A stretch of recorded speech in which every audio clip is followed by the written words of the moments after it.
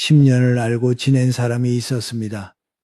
같이 밥도 먹고 명절이면 안부 전화도 하고 가끔은 소주 한 잔 기울이며 속 깊은 이야기도 나눴습니다.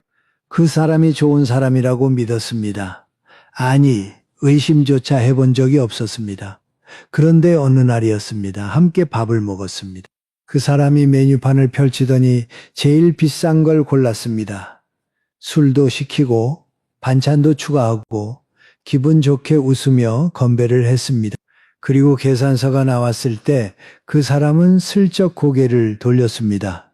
전화가 온 척 화면을 들여다봤습니다. 제가 계산했습니다. 그날도 그 전에도 그 전전에도 돌아오는 길에 크게 신경 쓰지 않았습니다. 밥 한 끼가 뭐 대수냐고 그동안 정도 있는데 하고 넘겼습니다. 그런데 10년이 지나고 돌아보니까 그 밥 한 끼가 대수였습니다. 매번 계산대 앞에서 슬쩍 빠지던 그 습관.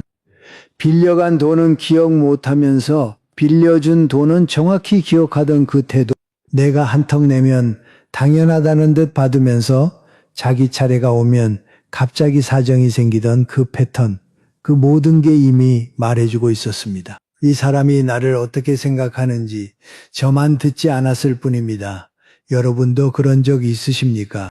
분명히 신호는 있었는데 보고도 못 본 척했던 적, 느끼고도 그냥 넘겼던 적, 그리고 나중에야 그때 알았어야 했는데 하고 후회했던 적. 오늘 저는 그 신호에 대해 이야기하려 합니다. 돈이 우리에게 조용히 보내는 신호, 사람의 말이 숨기지 못하는 신호, 거절 앞에서, 험담 속에서, 그리고 내가 쓰러졌을 때 드러나는 진짜 얼굴, 우리가 보고도 외면했던 그 신호들을 오늘은 제대로 마주해 보겠습니다. 돈 이야기를 꺼내면 불편해하는 분들이 계십니다. 그게 이상한 일이 아닙니다. 우리 세대는 어릴 때부터 그렇게 배웠으니까요. 돈 얘기는 천하다. 돈 앞에서 계산하는 사람은 쪼잔하다. 그래서 손해를 봐도 말을 못했습니다. 빌려준 돈 못 받아도 먼저 말 꺼내기가 부끄러웠습니다. 밥을 매번 사면서도 한 번쯤 사주면 안 되나 하는 말을 속으로만 삼켰습니다. 그런데 가만히 생각해 보십시오. 돈 이야기가 천한 게 아니었습니다. 돈 이야기를 못하게 만든 그 분위기가 오히려 우리 눈을 가려버린 겁니다. 보여야 할 것을 못 보게, 물어야 할 것을 못 묻게, 따져야 할 것을 못 따지게. 그래서 사람을 잘못 받고 관계를 잘못 맺었고 결국 혼자 상처를 삼켰습니다. 오늘 제가 하려는 건 돈 계산을 잘하자는 이야기가 아닙니다. 돈이라는 거울을 한번 들여다보자는 겁니다. 돈은 거짓말을 하지 않습니다. 돈은 그 사람이 무엇을 중요하게 여기는지, 누구를 존중하는지, 어디에 마음을 쓰는지를 가장 솔직하게 보여줍니다. 오늘 우리 그 거울 앞에 같이 서 보시겠습니까? 이야기를 시작하기 전에 하나만 여쭤봐도 되겠습니까? 살아오시면서 돈 때문에 사람을 잃어본 적 있으십니까? 있으시면, 일 없으시면 이 숫자 하나만 남겨주십시오. 어렵지 않습니다. 그냥 솔직하게. 자, 그러면 처음 이야기부터 시작하겠습니다. 대전에 최영호라는 분이 계셨습니다. 올해 72살. 작은 구두 수선 가게를 40년 넘게 운영하신 분입니다. 큰 가게가 아니었습니다. 골목 안쪽 간판도 반쯤 바른 그런 가게. 하지만 단골이 많았습니다. 동네 어르신들, 시장 상인들, 학교 선생님들까지. 이유가 있었습니다. 최영호 씨에게는 원칙이 하나 있었습니다. 단골한테는 절대 가격을 올리지 않는다. 재료비가 올라도, 임대료가 올라도 단골이 내는 금액은 그대로였습니다. 주변에서 그랬습니다. 형, 그러면 남는 게 없잖아. 그때마다 최 씨는 이렇게 말했습니다. 남는 거야 좀 줄지. 근데 그 사람이 다른 데 가서 비싼 돈 내는 것보다는 여기서 편하게 맡기는 게 맞지 않아? 그 말 속에 계산이 없었습니다. 손해를 감수하면서까지 상대의 주머니 사정을 먼저 생각한 겁니다. 그리고 수선이 끝난 구두를 돌려줄 때 최 씨는 항상 낡은 신문지로 구두를 감쌌습니다. 비닐이 아니라 신문지. 그 신문지 안에 작은 종이 한 장을 넣었습니다. 손글씨로 이렇게 적혀 있었습니다. 신발이 주인을 기다렸습니다. 구두를 고친 게 아니라 마음을 고쳐준 겁니다. 그런 최 씨가 작년에 크게 아팠습니다. 몸이 안 좋아서 가게 문을 닫아야 했습니다. 소식을 들은 단골들이 하나둘 찾아왔습니다. 30명이 넘었습니다. 누가 시킨 것도 아닌데 각자 조금씩 돈을 모아서 가져왔습니다. 어떤 분은 봉투에 편지를 넣었습니다. 형님이 제 구두만 고쳐준 게 아닙니다. 제 마음도 고쳐주셨습니다. 최영호 씨는 돈이 많은 사람이 아니었습니다.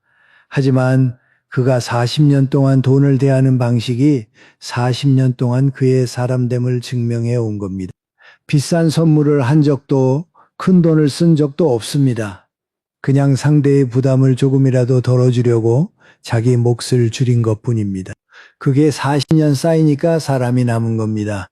여기서 한 가지 생각해 볼 게 있습니다. 우리는 보통 이렇게 믿습니다. 돈을 잘 쓰는 사람이 좋은 사람이다. 선뜻 내는 사람, 크게 쓰는 사람, 남한테 잘 베푸는 사람 그 사람이라고. 하지만 정말 그럴까요? 잘 쓰는 게 중요한 게 아닙니다. 안 쓸 때의 태도가 중요합니다. 내고 싶지 않은 돈을 내야 할 때 그 사람의 표정이 어떻게 변하는지, 돈을 빌려줬는데 상대가 까먹었을 때 어떤 말을 하는지, 경조사비를 낼 때 기꺼이 내는지 아까워하는지, 아무도 안 보는 자리에서 기부할 수 있는지, 그게 진짜입니다.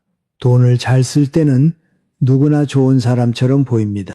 돈을 쓰기 싫을 때 어떤 사람이 되는가? 그 순간이 그 사람의 전부입니다. 찻잔에 차를 따르는 걸 떠올려 보십시오. 진짜 넉넉한 사람은 천천히 고르게 찻잔마다 비슷하게 따릅니다. 넘치지도 않고 모자라지도 않게. 하지만 넉넉한 척하는 사람은 다릅니다. 상대가 보는 앞에서 화르르 붙습니다. 이렇게 많이 주는 나를 봐라. 그런데 주전자가 비면 돌아섭니다. 찻잔은 자기 앞에만 가득합니다. 돈도 마찬가지입니다. 차를 어떻게 따르느냐가 결국 마음을 어떻게 나누느냐와 같습니다. 영국 케임브리지 대학교 연구팀이 흥미로운 연구를 했습니다. 600명이 넘는 사람들의 실제 은행 거래 내역을 분석한 겁니다. 언제, 어디에, 얼마를 썼는지 결과가 놀라웠습니다. 사람의 소비 패턴이 전통적인 성격 검사보다 그 사람의 성격을 더 정확하게 예측했습니다. 말로는 얼마든지 자기를 꾸밀 수 있습니다. 설문지에도 좋은 답을 고를 수 있습니다. 하지만 돈은 속이지 못합니다. 매일 어디에 돈을 쓰는지, 누구한테 쓰는지, 언제 아끼고 언제 푸는지, 그 흐름 속에 그 사람의 성격이, 가치관이, 본성이 다 들어있다는 겁니다. 그러니까 사람을 볼 때 그 사람이 돈을 얼마나 가졌는지를 보지 마십시오.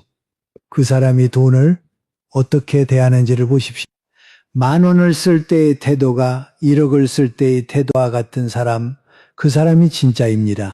그런데 돈보다 더 정확하게 사람의 본심을 드러내는 순간이 있습니다. 바로 거절당했을 때입니다. 여러분은 누군가에게 아니요 하고 말한 적 있으십니까? 쉬웠습니까? 아마 쉽지 않으셨을 겁니다. 우리 세대는 거절을 배운 적이 없습니다. 부탁을 들어주는 게 정이고 거절하는 건 야박한 거라고 배웠습니다. 그래서 싫어도 좋다고 했고 힘들어도 괜찮다고 했고 안 되는 것도 어떻게든 해보겠다고 했습니다. 그게 사람 사이의 도리라고 믿었으니까요. 그런데 그 도리가 나를 지켜줬습니까? 서울의 신명자라는 분이 계십니다. 올해 66살, 남편을 3년 전에 먼저 보내셨습니다. 장례를 치르고 한 달쯤 지났을 때였습니다. 20년 넘게 알고 지내던 친한 언니에게서 전화가 왔습니다. 명자야, 나 좀 도와줄 수 있어? 사정이 있어서 대출을 받아야 하는데 보증 좀 서줄 수 있겠니? 신명자 씨는 망설였습니다. 남편이 떠난 뒤 혼자 남은 상황이었습니다. 노후 자금이라고 해봐야 보험금과 작은 적금뿐이었습니다. 보증을 서면 어떤 일이 생길지 알 수 없었습니다. 그래서 솔직하게 말했습니다. 언니 미안해. 나도 지금 사정이 불안해서 보증은 어려울 것 같아. 전화기 너머로 3초쯤 침묵이 흘렀습니다. 그리고 그 언니가 말했습니다. 그래, 내 사정도 있으니까 알았어. 목소리는 담담했습니다. 신명자 씨는 좀 미안했지만 솔직했으니 괜찮다고 생각했습니다. 그런데 그날 이후 그 언니에게서 연락이 끊겼습니다. 전화가 없었습니다. 문자도 없었습니다. 모임에서도 만나지 않았습니다. 처음엔 바쁜가 보다 했습니다. 한 달이 지나도 두 달이 지나도 소식이 없으니까 그때야 불안해지기 시작했습니다. 석 달쯤 지났을 때 다른 지인에게서 이런 말을 들었습니다. 있잖아? 그 언니가 그러더라. 명자는 남편 보험금 받고도 이렇게 인색해졌다고. 신명자 씨가 말했습니다. 그 말을 듣는 순간 속이 무너져 내렸습니다. 20년이 아까운 게 아니라 20년 동안 내가 뭘 믿고 있었나 싶었습니다. 그리고 가만히 떠올려 보니까 20년 동안 그 언니가 나한테 전화할 때 처음 한마디가 항상 같았어요. 언니 나 좀, 항상 나 좀이었습니다. 안부가 아니라 부탁으로 시작하는 전화. 20년 동안 단 한 번도 오늘 좀 어때? 밥은 먹었어? 이런 말을 먼저 한 적이 없었습니다. 20년이었습니다. 20년이면 충분히 사람을 알 수 있다고 믿었습니다. 그런데 아니었습니다. 거절은 참 묘한 겁니다. 내가 아니오라고 말하는 순간 상대의 진짜 얼굴이 나타납니다. 그 사람이 나를 사람으로 보고 있었는지 아니면 쓸모로 보고 있었는지가 딱 갈립니다. 나를 사람으로 본 사람은 거절을 받아들입니다. 그래, 내 사정이 있지. 충분히 이해해 이렇게 말하고 관계는 그대로입니다. 하지만 나를 쓸모로 본 사람은 다릅니다. 거절하는 순간 쓸모가 사라진 겁니다. 그러면 그 사람에게 나는 더 이상 가치가 없습니다. 그래서 떠나거나 돌아서서 칼을 꽂습니다. 로마의 철학자 세네카는 이런 말을 남겼습니다. 누군가를 거절했을 때 그 사람이 떠나갔다면 당신이 친구를 잃은 것이 아닙니다. 당신에게 처음부터 그 친구가 없었던 겁니다. 쓸쓸한 말입니다. 하지만 정확한 말이기도 합니다. 여러분 한번 떠올려 보십시오. 지금까지 살면서 누군가에게 거절당한 적이 있으실 겁니다.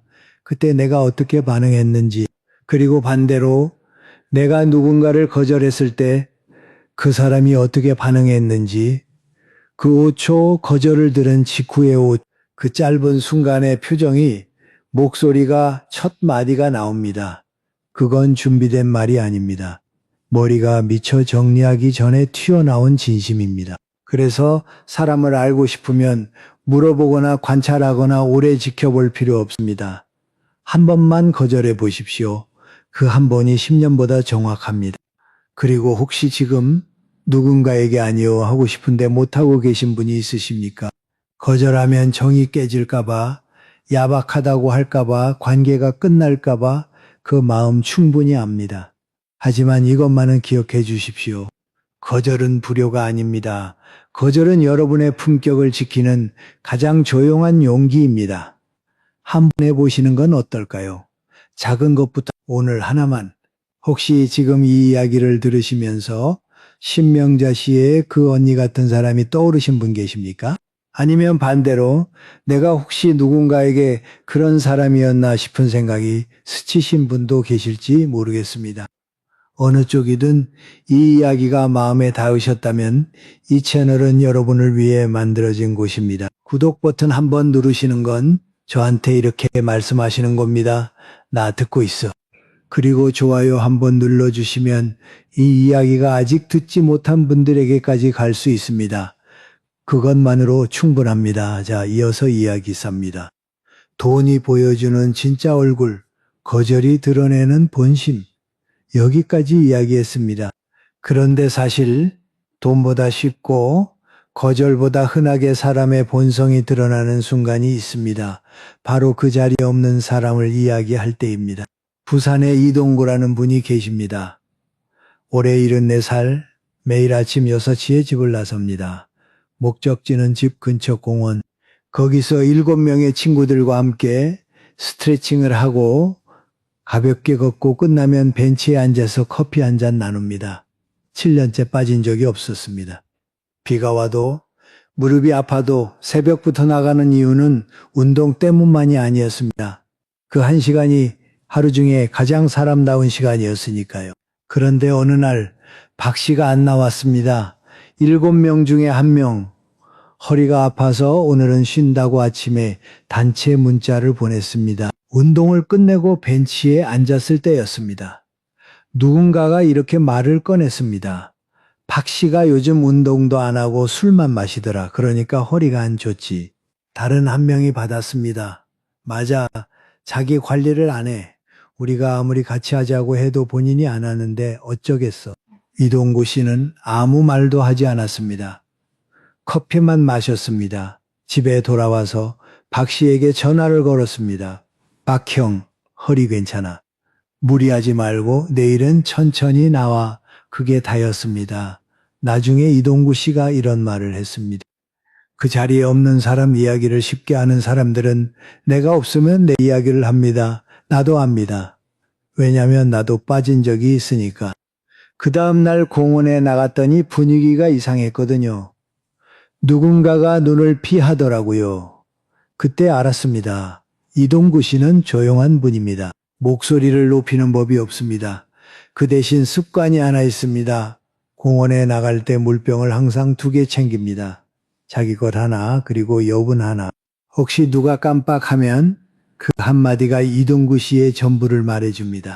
그는 자리에 없는 사람을 험담하는 대신 자리에 없는 사람이 돌아올 때 불편하지 않도록 준비하는 사람이었습니다. 여러분 주변에도 이런 모임이 있으실 겁니다.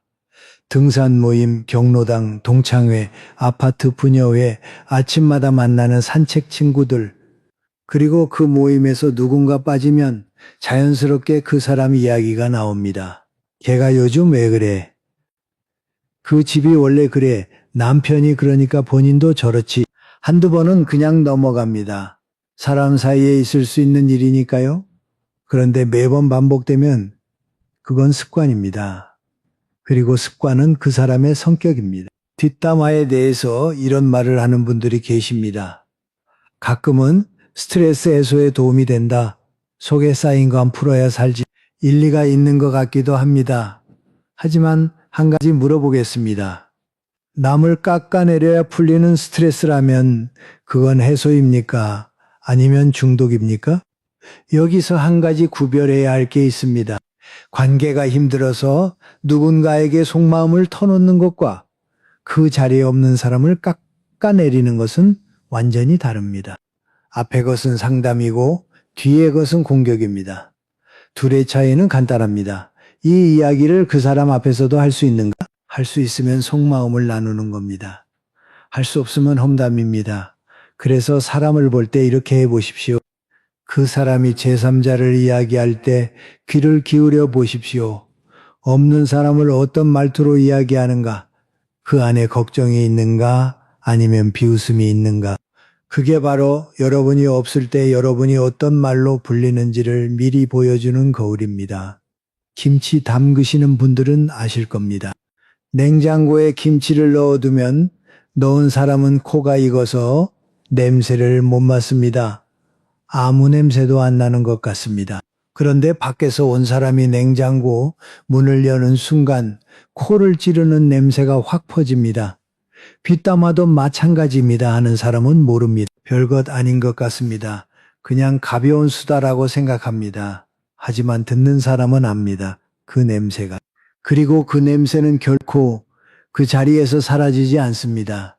이동구 씨가 한 가지 더 했던 말이 있습니다. 제가 7년 동안 그 모임에서 배운 건 운동이 아닙니다. 누가 진짜 친구이고 누가 같이 있으면 위험한 사람인지 그걸 배웠습니다. 운동은 핑계고 사람 공부가 진짜였습니다. 사람 공부, 그 말이 와닿지 않으십니까? 여러분 한번 생각해 보십시오. 지금 여러분이 속한 모임에서 여러분이 없는 날 여러분에 대해 어떤 이야기가 오갈 것 같으십니까? 그리고 그보다 더 중요한 질문이 있습니다. 여러분은 누군가 없을 때 그 사람에 대해 어떤 말을 하고 계십니까? 뒷담화는 밖으로 향하는 칼 같지만 실은 자기 품격을 베는 칼입니다.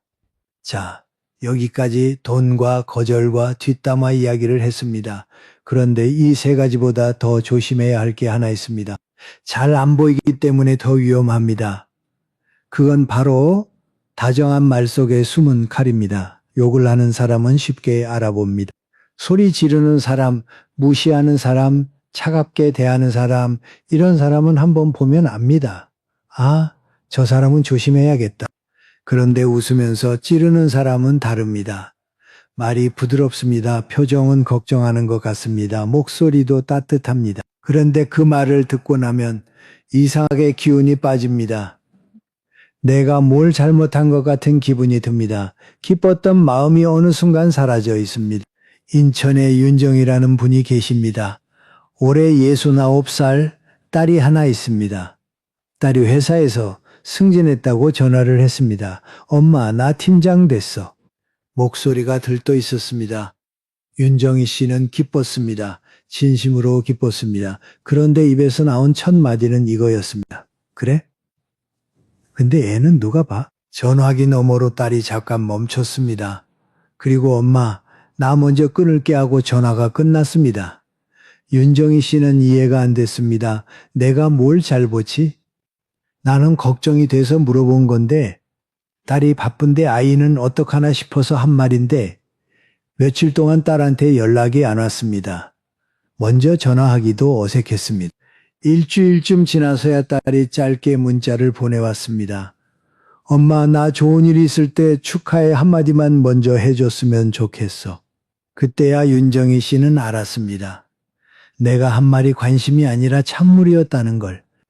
딸이 기쁜 마음으로 엄마한테 제일 먼저 전화한 건데 엄마 입에서 나온 말은 축하가 아니라 걱정이었습니다. 그 걱정이 틀린 말은 아닙니다. 아이 문제는 실제로 고민이 될 수 있습니다. 하지만 그 말이 나올 자리는 거기가 아니었습니다. 윤정희 씨가 나중에 이렇게 말했습니다. 나는 관심이라고 생각했어요. 근데 딸한테는 칼이었던 거예요. 그게 참 무섭더라고요. 내가 사랑하는 사람한테 칼을 쥐어주고 있었는데 나만 몰랐어요. 이런 말들이 있습니다. 여러분도 들어보셨을 겁니다. 나이가 있는데 무리하지 마. 너 그렇게 하면 나중에 후회해. 내가 다 너 잘 되라고 하는 말이야. 걱정이 되니까 하는 말이지 다른 뜻 없어? 하나하나 뜯어보면 틀린 말은 아닙니다. 그런데 그 말이 반복되면 듣는 사람은 자기 선택을 믿지 못하게 됩니다. 내 판단에 확신이 없어지고 뭘 해도 불안해지고 결국 아무것도 안 하게 됩니다. 심리학에서는 이걸 수동적 공격이라고 부릅니다. 직접 비난하지 않습니다. 직접 반대하지도 않습니다. 하지만 걱정이라는 포장지 안에 반대를 넣어서 건네줍니다. 받는 사람은 고마워해야 할지 화를 내야 할지 모릅니다. 그게 이 말들의 무서운 점입니다. 반박할 수가 없습니다. 상대가 나를 위해서 한 말인데 어떻게 화를 냅니까?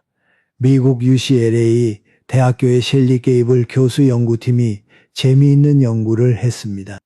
사람이 좋은 소식을 전했을 때 상대가 보이는 반응을 4가지로 나눴습니다. 적극적으로 기뻐하는 반응, 조용히 인정하는 반응, 무관심한 반응, 그리고 걱정을 앞세우는 반응.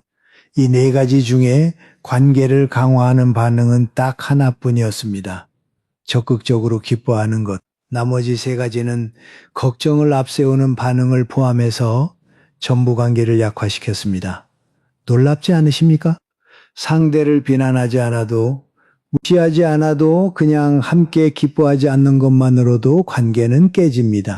같이 웃어주지 않는 것 자체가 이미 상처라는 겁니다. 우리 속담에 이런 말이 있지요. 말이 시가 된다. 어릴 때부터 귀에 못이 박히게 들은 말입니다. 그런데 이 속담에 진짜 무서운 점은 따로 있습니다. 씨는 땅을 가리지 않는다는 겁니다. 내가 무심코 던진 한마디가 상대의 마음에 떨어지면 거기서 뿌리를 내립니다. 좋은 씨면 꽃이 피고 나쁜 씨면 가시가 자랍니다. 문제는 어떤 씨를 뿌렸는지 뿌린 사람은 기억도 못한다는 겁니다. 하지만 그 씨를 받은 사람의 마음속에서는 이미 싹이 나고 있습니다. 한번 떠올려 보십시오. 오늘 하루 내 입에서 나간 말 중에 누군가의 마음에 뿌리를 내릴 말이 있었습니까? 그게 꽃이었습니까? 가시였습니까? 윤정희 씨는 그 뒤로 원칙을 하나 만들었습니다. 딸이 좋은 소식을 전하면 첫마디는 무조건 축하해. 걱정은 그 다음, 조언은 그다다음. 그리고 그 조언도 딸이 물어볼 때만 이렇게 바꾸니까 딸이 전화를 더 자주 합니다. 예전에는 일주일에 한 번이 전부였는데 요즘은 이틀에 한 번꼴로 엄마한테 먼저 연락이 옵니다. 바뀐 건 딸이 아닙니다. 엄마의 첫마디가 바뀐 겁니다. 그 한마디가 관계 전체를 바꾼 겁니다. 지금까지 우리는 돈이 보여주는 얼굴, 거절이 드러내는 본심, 뒷담화 속의 숨은 성격, 그리고 다정한 말 안에 감춰진 칼까지 이야기했습니다. 네 가지 신호 모두 평범한 일상 속에서 매일 스쳐 지나가는 것들이었습니다. 우리가 몰랐던 게 아닙니다. 보도에서 모른 척 했던 겁니다. 그런데 마지막으로 가장 정직한 신호가 하나 남았습니다.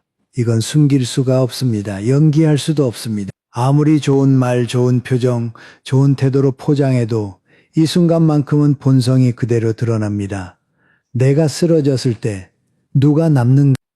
광주에 정해철이라는 분이 계십니다. 올해 일어난 살 3년 전 뇌졸중으로 쓰러졌습니다. 새벽 4시 혼자 자다가 오른쪽 팔에 힘이 빠지는 걸 느꼈습니다. 입이 돌아갔습니다. 겨우 왼손으로 전화기를 잡아서 119를 눌렀습니다. 구급차가 왔고 병원에 실려갔고 수술을 받았습니다. 목숨은 건졌지만 석 달을 병원에 누워 있어야 했습니다. 정해철 씨의 휴대전화에는 연락처가 200개 남짓 저장돼 있었습니다.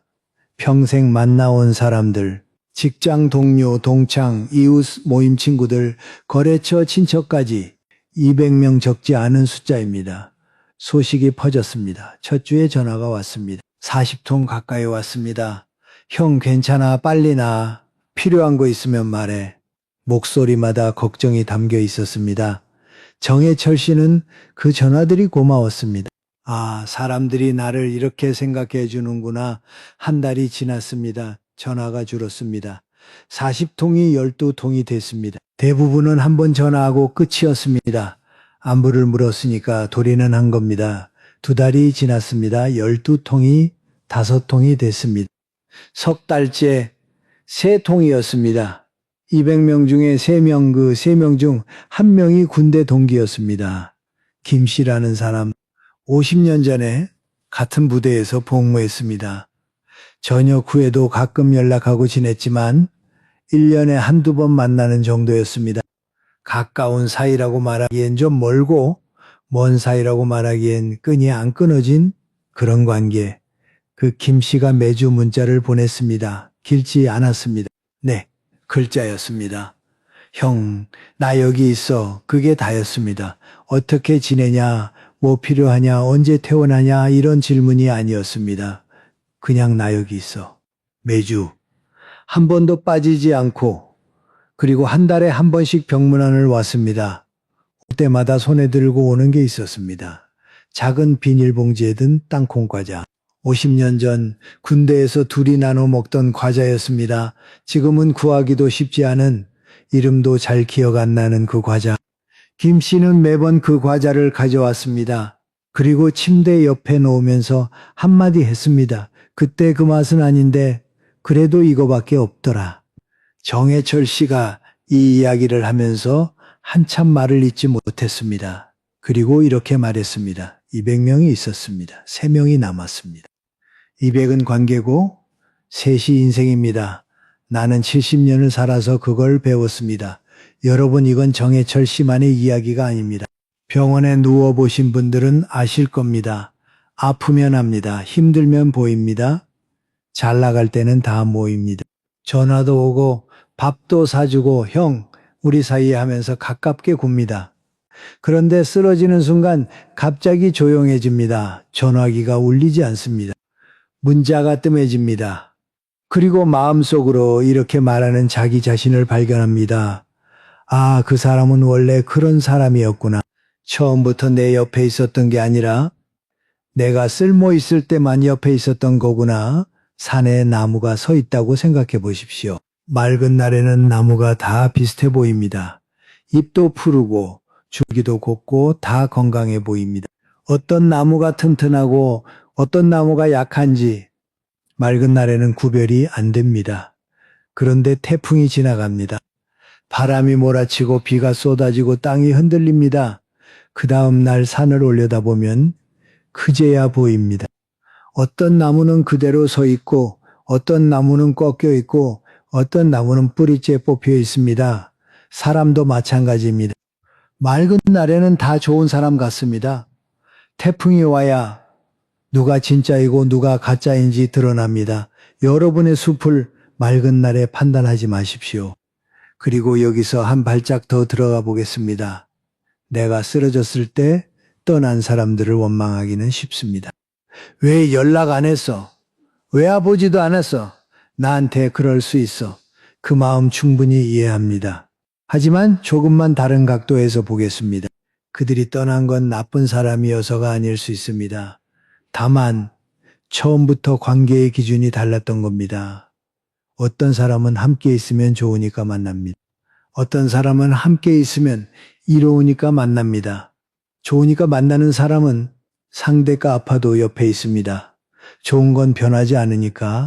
하지만 이로우니까 만나는 사람은 이로움이 사라지면 함께 있을 이유도 사라집니다. 그래서 원망하기 전에 한 가지 먼저 물어볼 것이 있습니다. 나는 그 사람에게 어떤 기준의 관계였는가? 그리고 더 중요한 질문. 나는 내 주변 사람에게 어떤 기준으로 관계를 맺고 있었는가? 남을 볼 때는 선명하게 보이는 것이 나를 볼 때는 흐릿해집니다. 하지만 사람을 읽는 눈이라는 건 상대의 본성을 꿰뚫는 능력만이 아닙니다.